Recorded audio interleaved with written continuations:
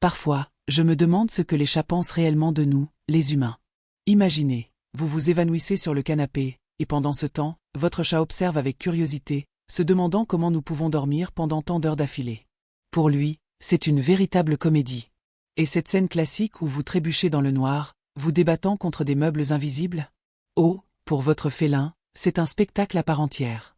Il voit tout, tandis que vous, pauvre de vous, vous vous transformez en un véritable ninja maladroit. Et qui aurait cru que faire la lessive pouvait être si étrange? Pendant que vous vous efforcez de retirer votre odeur des vêtements, votre chat se demande « Pourquoi fait-il ça ?» Marquer son territoire, c'est l'essence même d'un félin. Et quand vous passez des heures à fixer un écran, essayant d'ignorer son regard curieux, il doit penser que nous sommes vraiment des créatures étranges. Et les tentatives de se nettoyer? Un bain pour nous, c'est comme un spectacle de magie mal exécuté. Mais rien ne se compare à la scène hilarante lorsque vous paniquez en trouvant une petite souris morte, tandis que votre chat se pavane de fierté pour ses talents de chasseur. Après tout, il nous observe avec amour, mais aussi avec une touche d'ironie. Dormir comme un chat, vous savez, je me demande toujours ce qui passe par la tête des humains lorsqu'ils décident de passer des heures et des heures à dormir. Moi, en tant que chat, j'ai mes propres cycles de sommeil courts. Une sieste ici, une autre là, et me voilà rechargé pour la prochaine aventure. Pendant ce temps, je vous vois vous installer dans vos lits, comme si vous vous prépariez pour une grande expédition. Et que se passe-t-il? Vous vous retournez d'un côté à l'autre, parfois même en ronflant. Mais qu'est-ce que vous avez comme façon de dormir? Parfois, c'est presque comme si j'assistais à un film comique.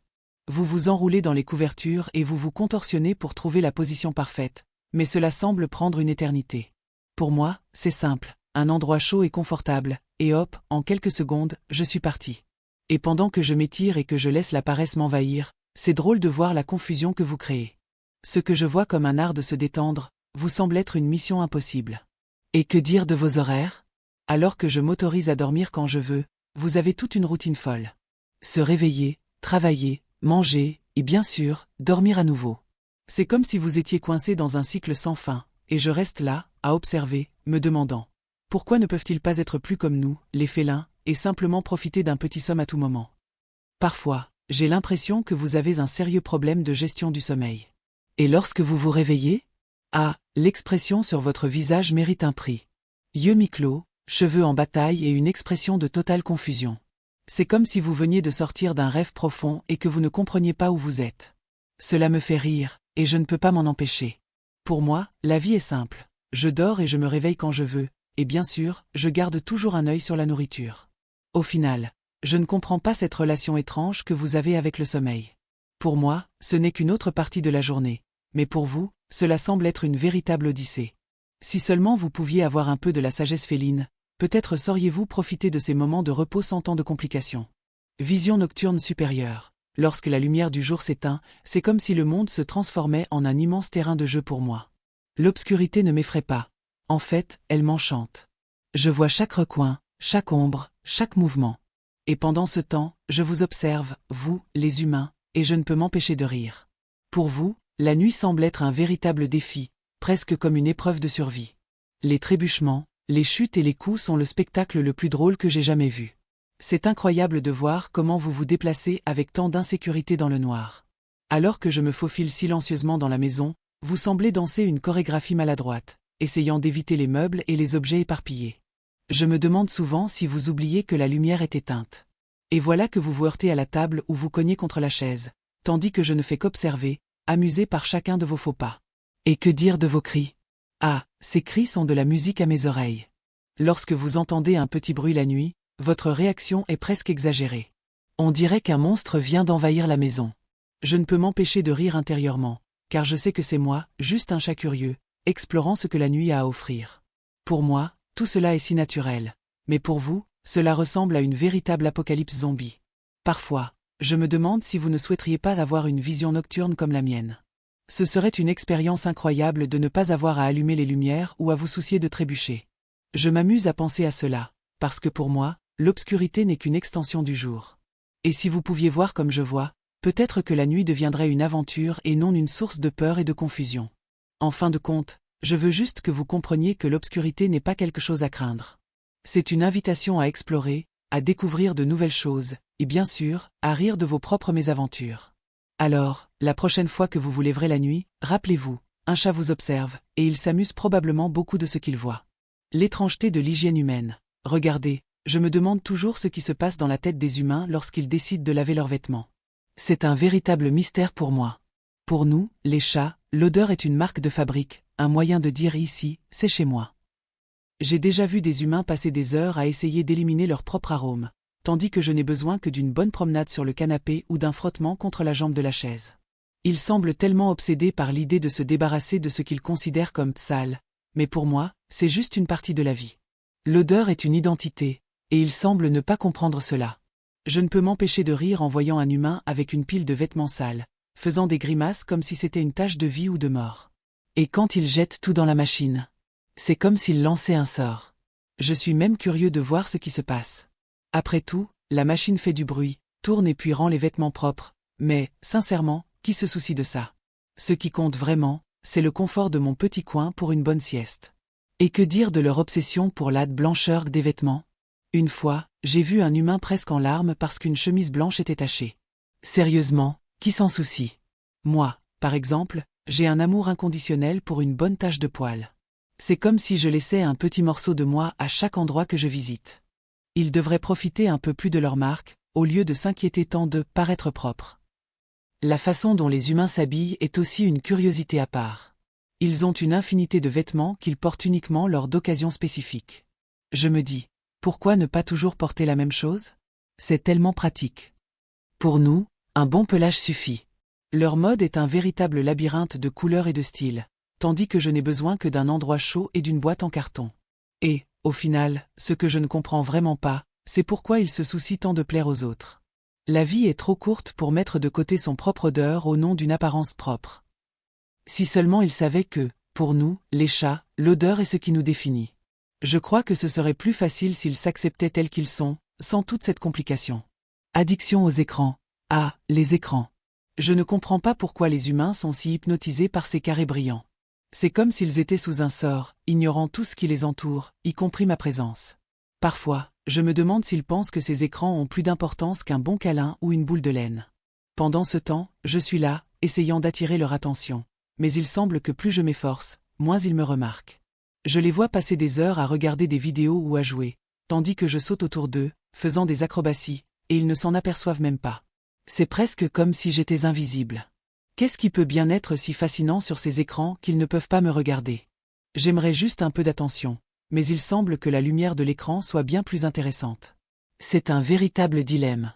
Et quand ils finissent par faire une pause, c'est souvent juste pour prendre leur téléphone et vérifier leurs messages. On dirait qu'ils ont une relation plus intime avec ces appareils qu'avec les êtres qu'ils aiment réellement. Je me demande si un jour ils vont réaliser que je suis bien plus amusant que n'importe quelle vidéo de chat sur Internet. Ne voient-ils pas que la vie réelle offre bien plus que les illusions numériques? Je remarque aussi que cette addiction aux écrans semble affecter leur santé. Parfois, ils restent si immobiles que je me demande s'ils attendent une marathon d'une série. Moi, en revanche, je fais des exercices naturels, comme courir après un pompon ou grimper sur l'étagère. S'ils se levaient juste pour jouer avec moi, peut-être pourraient-ils vraiment s'amuser. Au fond, je souhaite simplement qu'ils trouvent un équilibre. Les écrans peuvent être divertissants, mais ils ne devraient pas remplacer la chaleur d'un bon moment ensemble. Après tout, la vie est faite d'interactions réelles, et je suis un chat qui adore la compagnie. Alors, que diriez-vous de laisser cet écran de côté et de venir me faire un câlin? Compétence en matière de bain. C'est drôle de voir comment les humains gèrent leur hygiène personnelle. Alors que nous, les chats, avons une méthode très pratique pour rester propres, ils semblent transformer le simple fait de prendre un bain en une véritable marathonnée. D'abord, il y a le rituel de préparer l'environnement, avec des produits et encore des produits qui, franchement, ressemblent plus à une potion magique qu'à quelque chose pour se laver. Je me demande s'ils ont vraiment besoin de tant de choses. Puis vient la partie de l'eau. Ah, l'eau. Pour nous, un bon coup de langue suffit, mais pour eux, c'est un festival de mousse et des chocs thermiques. J'ai déjà vu des humains tester la température de l'eau comme s'il s'agissait d'une flaque de soleil en plein hiver. Et le désespoir quand l'eau coule sur leur corps? C'est comme s'ils étaient en pleine bataille épique contre un ennemi invisible. Pendant ce temps, je les observe, appréciant la comédie qui se déroule devant moi. Et ce n'est pas tout. À la fin du bain, ils ont encore toute la panoplie des serviettes. Un acte presque rituel, qui ressemble plus à une lutte qu'à un moment de détente. Pendant que je me sèche simplement en m'étirant, ils s'enroulent dans les serviettes, comme s'ils avaient peur qu'un coup de vent puisse les emporter. Je suis convaincu qu'un bon coup de langue serait bien plus efficace. Ce qui me fait le plus rire, c'est quand ils se regardent dans le miroir après le bain. On dirait qu'ils attendent l'approbation de quelqu'un qui n'est pas là. Ils touchent leurs cheveux, examinent leur peau, et je ne peux m'empêcher de penser, qu'est-ce que tu as fait de si spécial? Pour nous, les chats, la beauté réside dans la simplicité, et ils semblent complexifier tout, comme s'ils avaient besoin d'un mode d'emploi. Au final, l'hygiène humaine est une véritable comédie. Pendant qu'ils paniquent et créent tout ce récit autour d'un simple bain, nous, les chats, nous contentons d'être nous-mêmes. Et, entre nous, qui a besoin de tant de complications pour se sentir bien? Instinct de chasse et réaction exagérée. Quand il s'agit d'instinct de chasse, je ne peux m'empêcher de rire en voyant un humain face à un rat, qu'il soit mort ou vivant. Pour nous, félins, chasser est un instinct naturel et un article. Pour eux, par contre, la simple vision d'un rongeur semble être l'apocalypse. C'est comme si un monstre avait fait son apparition dans votre salon, et leur réaction est digne d'un film d'horreur. Je me souviens d'une fois où un ami humain a trouvé un rat dans le sous-sol. Il a commencé à crier comme s'il était attaqué par un lion. Pendant ce temps, je regardais, pensant à quel point il serait facile de le capturer. Ils n'ont aucune idée de la simplicité de la chasse pour nous. Un saut ici, un coup là, et le dîner est servi. Pour eux, la seule réaction qu'ils connaissent est la panique, et cela me fait rire. Et que dire de la façon dont ils essaient de se débarrasser du rat? C'est un véritable spectacle de cris et de courses. Ils sautent sur les meubles, complètement désespérés, comme si le rat était une créature surnaturelle. Moi, par contre, je reste assis, observant tout avec un air de mépris. S'ils savaient comment gérer cela, ils auraient beaucoup moins de stress. Je pense que la partie la plus amusante est quand ils tentent d'utiliser des pièges ou des poisons. Ils se prennent pour des chasseurs, mais en réalité, ils ne font que créer plus de confusion. Quand ils finissent par capturer un rat, le sentiment de victoire est presque pathétique. Ils font la fête, comme s'ils avaient conquis le monde, tandis que nous, les chats, en aurions déjà attrapé 5 en un après-midi. Il est fascinant de noter cette différence entre nous. L'instinct de chasse qui est si naturel pour nous est perçu par eux comme une menace. Et ainsi, pendant que les humains paniquent, nous, les chats, continuons à être les maîtres de notre domaine, toujours prêts pour une nouvelle aventure. Leur vie est pleine de drames, tandis que la nôtre est pur amusement. Alors, les amis, maintenant que nous avons exploré les particularités qui font que nos félins nous trouvent, au minimum, étranges, réfléchissons un peu. Avez-vous déjà pensé à combien les chats nous observent? Avec toute leur grâce et leur intelligence, ils semblent se divertir de nos maladresses quotidiennes. Et même avec ces différences, ils restent à nos côtés, nous aimant d'une manière que seuls les chats savent faire. Mais dites-moi, vous êtes-vous déjà demandé ce que votre chat pense vraiment quand vous tombez par terre ou quand vous faites cette tête de celui qui n'a rien compris? Et cette fois où il vous a rapporté un cadeau? Qu'avez-vous fait? Rappelez-vous, même s'il nous considère parfois comme des idiots, la vérité est que nous sommes une source de divertissement, et qu'il aurait cru, même d'amour. Et que diriez-vous de partager dans les commentaires une situation drôle que vous avez vécue avec votre chat? Rions ensemble. Et si vous avez aimé cette vidéo, n'oubliez pas de mettre un like et de vous abonner, car nous avons encore beaucoup plus à explorer sur l'univers félin. À la prochaine, les amis.